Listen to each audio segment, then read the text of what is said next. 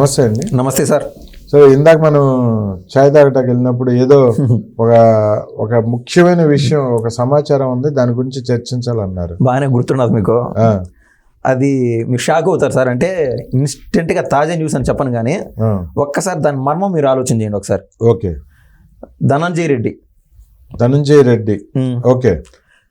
జవహర్ రెడ్డి, జగన్మోహన్ రెడ్డి పాలనలో సిఎస్ గా చేశాడు. కూటమి ప్రభుత్వంలో కూడా పదవిలో ఉన్నాడు. ధనంజయ రెడ్డి అంటేనేమో ఈయన అనుకుంటా టీటీడీ ఈవోగా చేస్తున్నారు. అదే విధంగా వైవి సుబ్బారెడ్డి, టీటీడీ ఈవో కాదు, టీటీడీ ఈవో ధర్మారెడ్డితో సహా ఈయన కూడా లేదు sir. Dhananjaya Reddy Dhananjaya Reddy liquor scam లో ఉన్నాడు. అవును. వైవి సుబ్బారెడ్డి, వీళ్ళు మీకు అదే పనిగా కనిపించేవాళ్ళు కీ రోల్స్ లో ఉండేవాళ్ళు జగన్మోహన్ రెడ్డి పాలనలో. జవహర్ రెడ్డి కంటే కూటమి ప్రభుత్వంలో ఒక పదవి ఇచ్చినారు. దాని డెప్త్ మ్యాటర్ వేరే ఉన్నది. గతంలో చిన్న పదవి ఒకటి ఇచ్చారు. గతంలో ఏం జరిగిందో ఏదో ఒక అవినీతి ప్రతి దాంట్లో ఈయన లింకప్పులు ఉన్నాయి. అందుకు ఈయన దగ్గర కూపీలాగుతారు. అది వేరే సెక్టర్.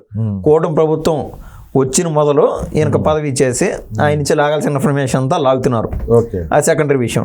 అయితే నేను ఏ పేర్లు అయితే చెప్పాను, విఎస్ఆర్ ఆంజనేయులు కావచ్చు, పిఎస్ఆర్ ఆంజనేయులు కావచ్చు, ఇంటెలిజెన్స్ డీజీగా ఉండేవాడు. అవును. ఈ యొక్క ధనంజయ రెడ్డి కావచ్చు, వైవి సుబ్బారెడ్డి కావచ్చు, వీళ్ళందరూ మీకు ఎక్కడైనా కనిపించారా, లేకుంటే వాళ్ళ మాటన వినిపించిందా? లేదు, ఎక్కడ కనపడట్లేదు వాళ్ళు దాంట్లో. అంటే వాళ్ళంతా ప్రబుద్ధులు కదా, వైసీపీ కోసం చెవులు కోసుకునేవాళ్ళు కదా. ఏదన్నా ఒక చిన్న వాయిస్ కూడా వినలేదు ఈ మధ్య వాళ్ళే. ఎందుకనిలా సార్? దాంట్లో మర్మం ఏమి, లాజిక్ ఏమి అర్థం కాలేదా? ఏం కరెక్టే అండి. వీళ్ళు ఎవరు కూడా కనపడట్లేదు చాలా రోజుల నుంచి, వినపడట్లేదు కూడా ఎక్కడ. నేను అదే సార్, మీడియాలో కూడా ఎక్కడ కనపడట్లేదు. నా బాధ ఏంటంటే మనం ప్రతి ఒక్కటి అవినీతి జరిగింది, ఇక్కడ వాళ్ళు బొక్కలేకపోతారు, వీళ్ళు బొక్కలేకపోతారు మనం చెప్తున్నాం. ఎందుకంటే మనకు అంతో ఇంతో మ్యాటర్ ఆడు ఉంది, వెళ్తారనే క్లారిటీ మనకున్నది. కానీ ఎవరైతే కామెంట్స్ పెడతారో రాష్ట్ర శ్రేయస్సు కోరేవాళ్ళు, లేకుంటే జరిగిన అవినీతికి బాధపడిన వాళ్ళు, అవినీతిని చూసి అసహించుకునే వాళ్ళు, వీళ్ళు కామెంట్స్ పెట్టినప్పుడు నాకు బాధంగా ఉన్నది. అందుకోసం కొంచెం డెప్త్ వెళ్ళి మ్యాటర్ తెలుసుకున్నా. వీళ్ళు ఎవరు ఎందుకురా కనపడలేదంటే, ఏ1కి వీళ్ళందరూ కింద తోడున్నారు. వీళ్ళు ఆల్రెడీ మన పెద్ద వాళ్ళే సార్. ఈ పేరు నాని కావచ్చు, ఈ యొక్క కొడాల నాని, ఆల్రెడీ అందరూ సైలెంట్ అయిపోయినారు. చంద్రశేఖర్ రెడ్డి, ద్వారంపూడి చంద్రశేఖర్ రెడ్డి అసలు ఏమైపోయాడో కూడా తెలియట్లేదు. పవన్ కళ్యాణ్ గారిని ఆ మాట ఈ మాట సార్ అనింది అవన్నీ అప్రస్తుతం కావచ్చు. ఇప్పుడు సబ్జెక్టు వీళ్ళందరూ ఎందుకు కనబడలేదంటే, నోరు చించుకొని మీడియా ముందుకు వచ్చి మాట్లాడే వాళ్ళందరూ వాళ్ళ కూపీ చిట్ట అంతా లాగేస్తున్నారు ఆల్రెడీ. వీళ్ళు కూటమి ప్రభుత్వంలో వాళ్ళతో మధ్యలో కొంతమందిని పెట్టుకొని డీల్ మొదలు పెట్టుకుంటారు, ట్రై చేస్తున్నారు మనకు వచ్చిన ఇన్ఫర్మేషన్ కోసం. అయ్యా, ప్రతి దానికి అన్న జగనానికి ఉండేది మా దగ్గర, మేము ఎంత ప్రతి దోపిడీ అనకల నేను ఏదన్నా చేస్తా ఉంటా సార్. నాది 100 విషయాల్లో మీకు ఒక 50-60 తెలీదా? ఉంటాను కాబట్టి. అవును. అదే విధంగా ప్రభుత్వానికి సంబంధించి జగన్మోహన్ రెడ్డి అప్పుడప్పుడు ఏమన్నా ప్రజల్లో పోయి అక్కడ పోయి ఇక్కడ పోయి వస్తా ఉంటే ఐఏఎస్లతోనూ ఐపీఎస్లతోనూ ప్రతి ఒక్కరితో ఒక ర్యాపో మెయింటెనెన్స్ ఉంటుంది. ప్రతి జిల్లాకు సంబంధించిన కీలకమైన నాయకులతో ఒక ర్యాపో ఉంటుంది. లేదు, నేను చెప్పిన ఏ హెయిర్ డోర్ మెంబర్స్ అయితే చెప్పాను వైసీపీకి సంబంధించి, మన జలహారం అనేది చంద్రబాబు గారు పెట్టారు కదా ఆంధ్ర రాష్ట్రానికి సంబంధించి, వాళ్ళ జలహారము, జలహారతి, ఆ రూట్లో అభివృద్ధి గురించి వీళ్ళు ఈ అవినీతి పనులందరినీ హారం అలా తయారు చేసుకున్నాడు జగన్మోహన్ రెడ్డికి. అదొక వరన్ మాట సార్. జగన్మోహన్ రెడ్డికి ఎప్పుడు డైరెక్ట్ గా టచ్ కాకూడదు అవినీతి లింకు. మధ్య వీళ్ళు ఆపుతా ఉన్నారు. వీళ్ళు కూటమి ప్రభుత్వంతో డీల్ పెట్టుకున్నారు డైరెక్ట్ గా. ఏమని, అయ్యా జగన్మోహన్ రెడ్డి ఏదైతే పాపాలు తప్పులు చేశాడో దాంట్లో మాకు వాటా ఉన్న మాట వాస్తవమే. మీరు ఎంక్వైరీ చేసినా ఎంక్వైరీ చేయకుండా మీకు అర్థమైపోయింది, మాకు అర్థమైపోయింది. దయచేసి కాస్త మేరైనా చిన్న చూపు, ఒక కొద్దిపాటి కన్సెషన్ అన్న ఇవ్వండి మా పైన, అంత హ్యాడ్ గా మా పైన వ్యవహారం నడపొద్దు అని ఈ డీల్ లేకపోయినారు. ఏమన్నా 10%, 20% ఏమన్నా కూటమి ప్రభుత్వం నుండే ఈ త్రిమూర్తులు ఉన్నారు కదా, బాబు గారు, కళ్యాణ్ బాబు, లోకేష్ బాబు, వీళ్ళు ఏమన్నా దయ చూపుతారో ఎట్టో మనకు తెలియదు. కానీ వాళ్ళ ముగ్గురు టేబుల్ పైన వీళ్ళ అవినీతి చిట్ట ఆల్రెడీ రాజుకొని ఉన్నది. వాళ్ళు లాగేశారు, వీళ్ళు కూడా అందిస్తున్నారా ఇన్ఫర్మేషన్?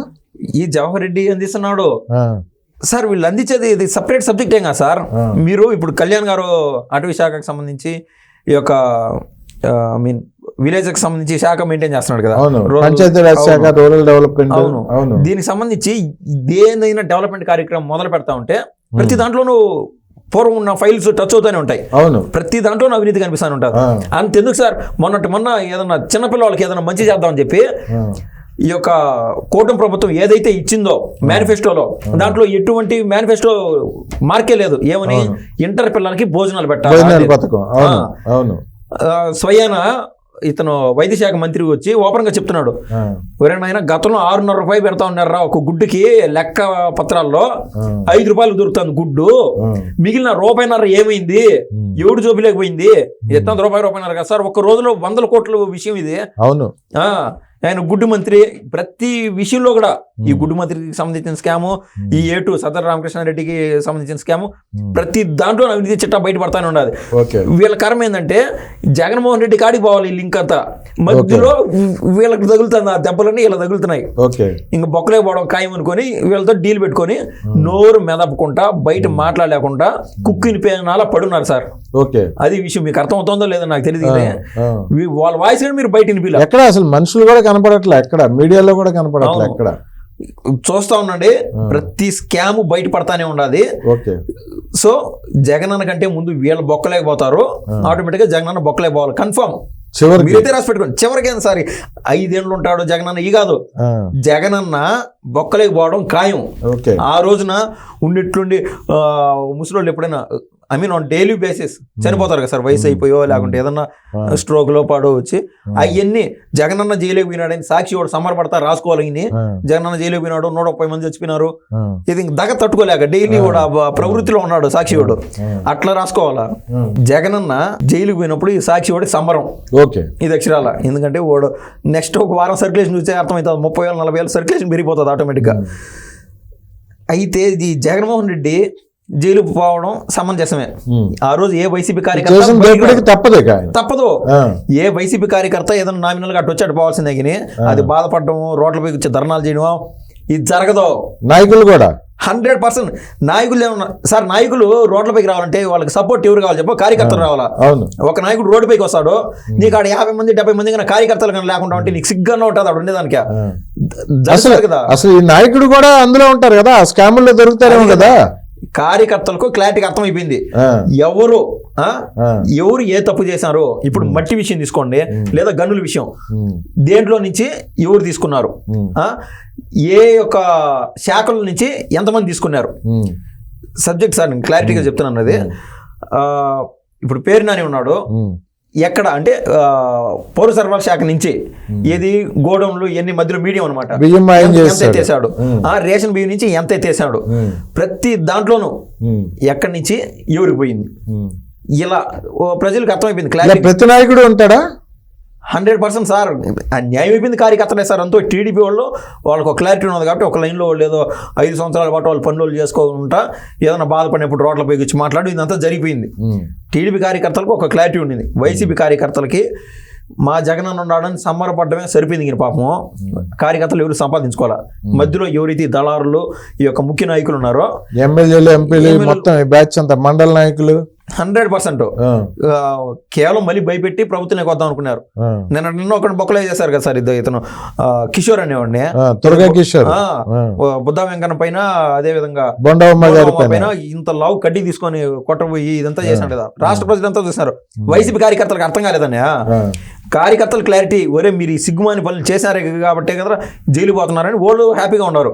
వీడికి మళ్ళీ మున్సిపల్ చైర్మన్షిప్ ఏది మాచర్లకు సంబంధించి ఇట్లాంటి వాళ్ళు ఎవరికి ఇచ్చారు పదవులు, దాడులు చేసే వాళ్ళకి దౌర్జన్యవాదులకి ఇచ్చారు. కార్యకర్తలు నాశనం అయిపోయినారు. సో కార్యకర్తలు ఎవరు రోడ్లపైకి వచ్చే పరిస్థితి ఉండదు. జగనన్న జైలు పోవడం అయితే కన్ఫామ్ సార్. ఓకే అండి, థ్యాంక్స్ అండి.